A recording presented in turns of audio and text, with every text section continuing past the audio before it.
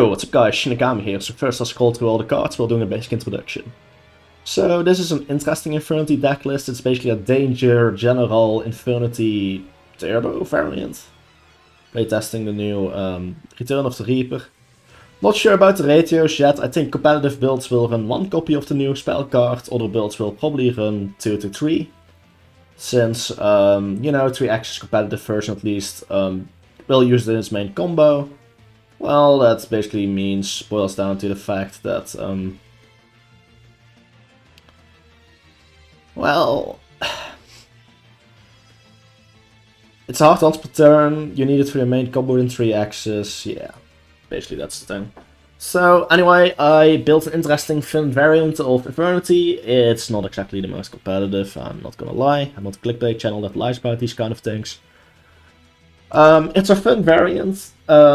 The best way to play this deck is to just download this deck list, or well, copy it. I'm not going to upload it anywhere, then just go to test hunt and have fun with it. I don't think you should be playing this to any kind of locals. But the idea is to just drop multiple bodies on the field, either go into something like Garabini, go into Sayujas, go into the Unchained Abomination. One thing you could consider is running the Curious to directly dump either the Harris or the Archfiend directly.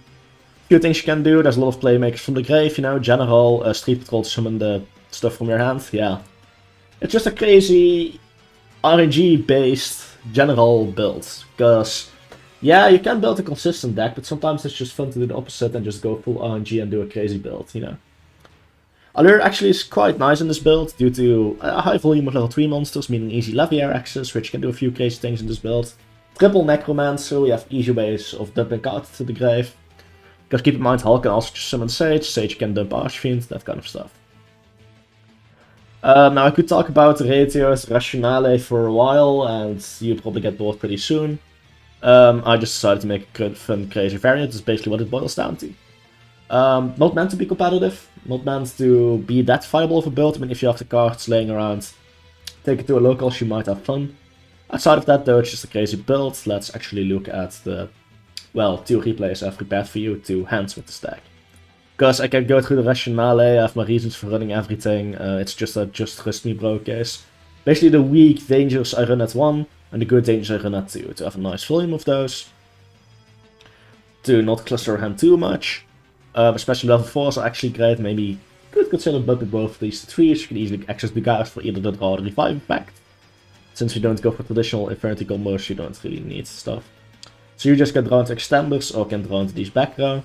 We run a lot of these back rows, so if you open like multiple an Archfiend, you could just normal summon Archfiend at least half board. Yeah, it's quite an interesting build, but let's look at 2 test hands. So yeah, this is the first hand, also don't mind the hand, the Trapper name. This doesn't seem like full combo at all, right? If you had to guess, this is a brick. Well, let's see. Although then I suppose Foolish is a great card. It depends on it though. So reasoning. Look, I just auto-call 4 here because, well, it's a natural level to call, I suppose. Logical level. Nobody's gonna call 2.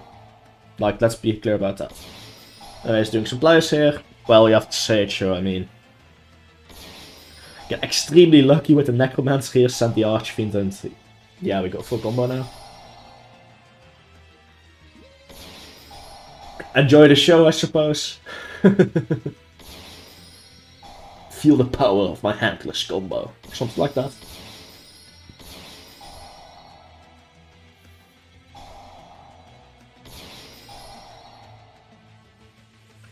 I mean, we're beyond full combo now, I think. Is there anything we still need at this point? I don't think so. Besides the many back row search, right, Patriarch, that doesn't hurt. Would we go to the Garrus, revive the Archfiend naturally? Makes sense.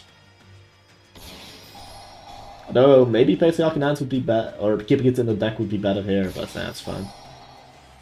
Pretty sure I didn't use Launcher yet, that's the base benefit of the Return of the Reaper, you don't have to use Launcher that early. Usually.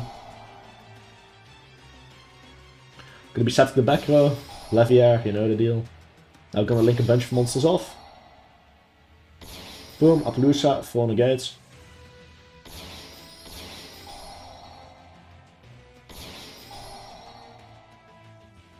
There's the launcher. There go the Abomination. To make any break, a double break basically, and initial cut to the end phase. So even if the set 5 pass, we can get rid of all the back row basically. At least most of it. Hybridize, Mirage, the classic. One of those plays that's probably never gonna change. Boom, Archfiend again. So, another barrier, although Savage Dragon first. Call of the Reaper or Return of the Reaper doesn't require an empty hand, so you can just Mirage. It's a nice extended piece at times. It's cute, I like it. So, yeah. In case you forgot, this reduces the opponent's monsters all by 800 attack. For monster negates, anytime we pop a card, we pop an additional card, plus in the end phase there's another pop. Omni negate. Theoretically 4 Omni negates, so yeah, let's see. One interruption, 2 interruptions, due to Abomination 4 interruptions, 6 interruptions, 7 interruptions, 11 interruptions, 12 interruptions. And the way you can usually clickbait is 16 interrupts, and a hell lot of negates. This build isn't consistent once again, but well, you probably saw this, and if you're an Infernity fan, you probably want to play with this. It's fun. Now let's look at the other hand. Right, it's an entirely different hand. We've got some good cards in here, but nothing that really makes plays. Well, I suppose one thing you could do here is set Launcher, Special Wildcat, Sending General, non-summon Necromancer, then just Ogopoke to the grave. Make Carabini, but let's see what we actually do. So we just RNG it, we wing it, get rid of the General, that works. 2 Generals in grave, by the way. Nothing here is gonna work hand trap wise, probably. That's the biggest benefit of these Generals, they allow you to extend very, very hard. Boom. Harris. Might as well, right? And now we go, as Travis Scott and the other guy once said, we go sicko mode. Was it even Travis Scott? I don't even know. But we are going sicko mode. So we have the return. Archfiend effect. Search the Mirage. Alright, we didn't use the Sayuja yet, so we can now just drop the Abomination, or, well, Aplus could also work. But we have the Link monster, and Abom does require a Link monster as one of the materials, so figured this was the easiest way to do things for this combo. So you're gonna see a lot of things you saw in the last combo, kind of. It's a variant of the same thing. I mean, we're playing the same fucking bloody deck list. But yeah, I really recommend trying out builds like this. They're the most fun, 3 axes consistent, but it's not like Infernity is a competitive deck in my opinion, at least. Considering I'm basically one of the biggest experts on Infernity, you can kind of trust me on that. I mean, if you still want to play it, go for it. I'm not stopping you. But this is a great build if you actually want to have fun, you know? Because I was recording videos for this Infernity week and I stopped having fun. Then I created this build and was having fun again. So if you want to enjoy playing Infernity, something like this, you know, might just work. Sure, it's not competitive once again, but it is a lot of fun, and sometimes that's just what's important in life, right? That sounds really philosophical. Anyway. Combo, combo, combo. Savage Dragon, yep.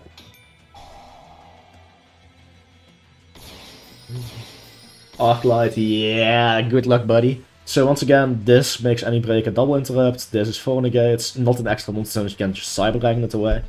That was the biggest issue with the previous board. Savage Dragon for the negates, Arclight for an additional negate, 3 break, 1 barrier.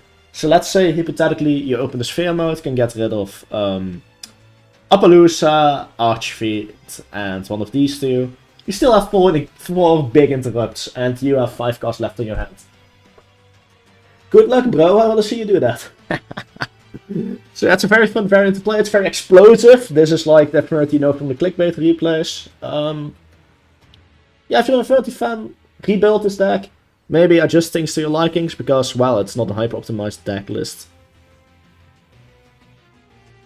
Sue me. But I hope you all had fun watching this, because it's the most fun I've had with Infernity in a long while. I'm not gonna lie. 3 axes is boring as hell. I think I've went on the record to say this before. Probably bring you a new updated 3 axes list. Anyway, but it's not being fun. This, however, I do enjoy. If I were to build Infernity in real life, it would be something like this, not the competitive 3 axes version. Because it just gets old and it just doesn't feel like Infernity. That makes sense. So, yeah. Also, actually use a huge volume of Infernity cards here, so it's closest to pure Infernity, I would suppose. I would say. Yeah. Hope you all enjoyed the video. I hope you're all enjoying this Infernity week. I have a lot of content planned, not sure how much I'll actually do, because I do not want to get a burnout. Give myself a burnout, it's really easy to do with Infernity for me. Because if you try to force something creative out of yourself after 160 videos or something like that, I mean, absurd amount of videos on Infernity, yeah, things can get old, you know. So yeah, hope you all enjoyed the video. Peace. Also, I swear, if Konami just drops a ban list or puts Arch 3, well, after recording this video, I'm gonna be pissed. Anyways, goodbye.